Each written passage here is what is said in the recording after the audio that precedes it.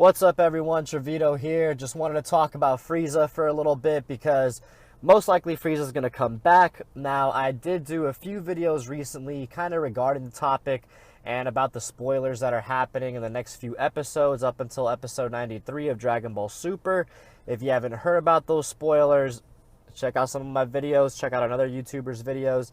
If you don't want to be spoiled for the next couple episodes, then I suggest not watching this because it may contain potential spoilers.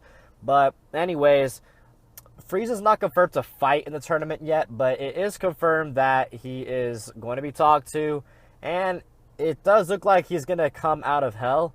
Now, if he comes out of hell, then yeah, he's going to fight. I can't see them, taking him out of hell, then out of nowhere, Boo wakes up.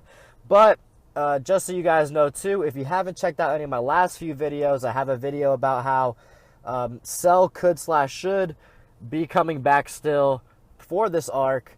It's just a theory. Most likely won't happen, but hey, it's fun to speculate. We have a video down where Majin Buu could still wake up. Just another theory. And then I have the original video that I posted up with the news that Frieza was coming back. I put that it was a spoiler and that Frieza, why it would make sense for him to be in the tournament and not Boo. So if you haven't checked those out, please check it out. If you haven't subscribed to, please subscribe. And if you have, thank you very much. Any support means a lot. It doesn't matter if it's good or bad. If you like the video, dislike the video, if you comment below with something good, bad, whatever it is, it's just going to help the channel grow. It's going to help me, and everybody else involved with the channel learn. Anybody watching the video learn. And thinking outside the box is something I promote, whether theory's super crazy, unlikely, whatever it may be. Dragon Ball is here for our entertainment. It's here for us to keep stimulated, and I love it and just want to share the passion with y'all. So anyways, back to Frieza. All right, so here's one benefit of Frieza coming back. If he comes back into this tournament, I like that he's just pure evil, okay? And I know that this is going to be like a problem at first to where, oh, why would Frieza even join the tournament in the first place? Why would he help Goku and Vegeta? Dude's evil. He can care less about, other people, dying in the tournament, etc. But here's the thing. How he ends up in the tournament, however they bribe him or Beerus threatens him, whatever it may be, that's soon to come. We can speculate on that all we want. But let's just talk about when he's actually fighting. The fact that he's evil gives such a big boost because, number one, he's not going to hold back, okay? Every single shot is going to be with bad intentions. Frieza, ever since we first met him, everything he does is bad intentions. Everything he does, it's like for every strike he throws, every beam he blasts, it's either set to, straight knock him out or kill him. And usually it just knocks him out because he underestimates how strong they are. But for the most part, though, this guy doesn't fool around. He's not going to be like Goku or Vegeta where, this is mainly going to apply more to Goku because, Goku, he's going to be messing around a bit. He's going to be having fun. He's basically going to be training while fighting. That's just what Goku does a lot. And that's kind of an issue. It's kind of something that Whis have brought up with, Goku and Vegeta, their minds being too cloudy, their pride, their confidence, thinking too much about movements. That mental aspect of the game, it hinders them. And Frieza, he doesn't have that aspect. Frieza's just like, hey, I'm going to one-shot you, screw you. Frieza's not really, the type to really, play around and stuff. Yeah, he's cocky. He's arrogant. If he blasts somebody and he sees them suffering right in front of him, he's going to laugh at them and mock them because he's a bad guy. He's evil. But he's not the type to, it's like when he transforms from, his different forms. He's not going to go from 1 to 2 to 2 to 3, etc. to his final form, golden form, just to be like, oh, wow, you're stronger than I thought. No, it's literally, unless it's like 100% necessary for him to go to the next form, then he's going to go ahead and do it. And it's not because he's testing out his opponent. It's just because he's surprised and he's like, holy crap, I have to transform again.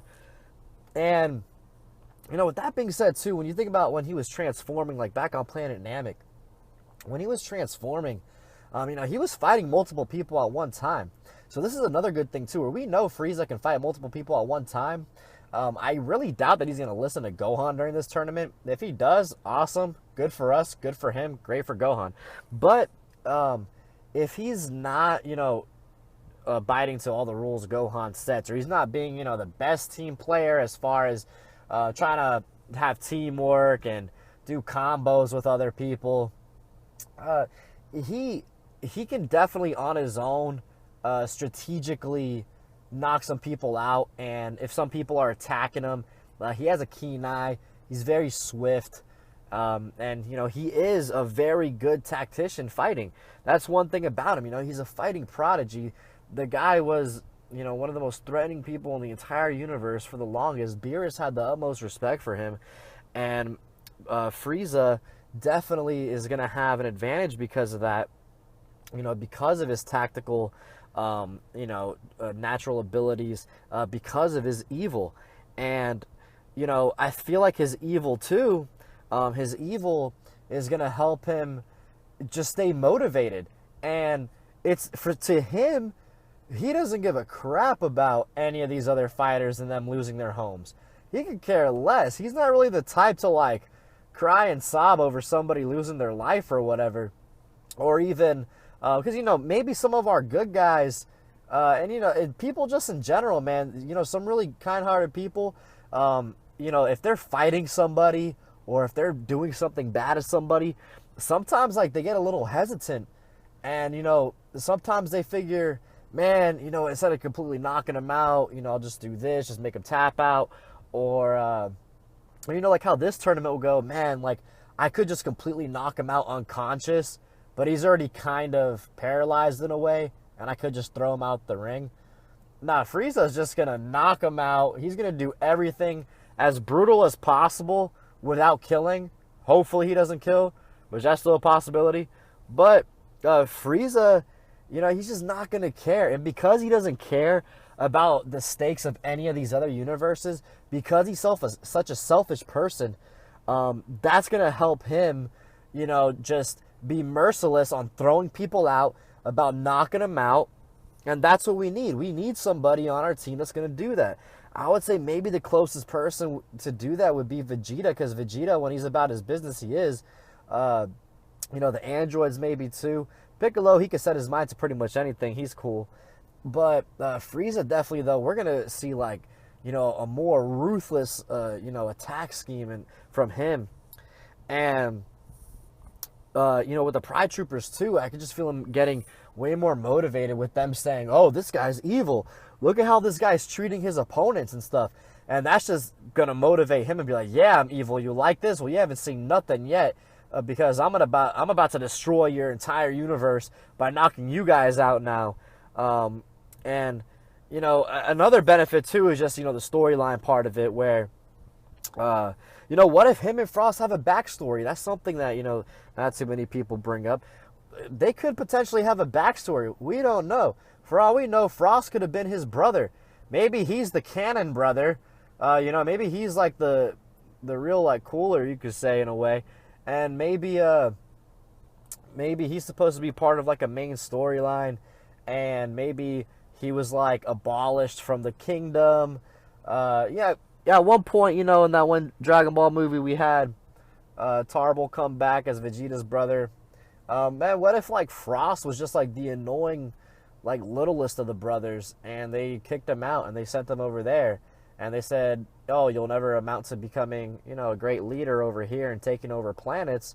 And maybe Frost, that's what his motivation was over in Universe 6 was, oh, man, my family said I couldn't amount to becoming, a supreme ruler of the universe in a way and have a bunch of planets, but I'm going to do it no matter, no matter what, and, whatever I got to do. And, how he did it was way different. He didn't have, an army, wasn't chosen by Champa, how Beerus was working with Frieza.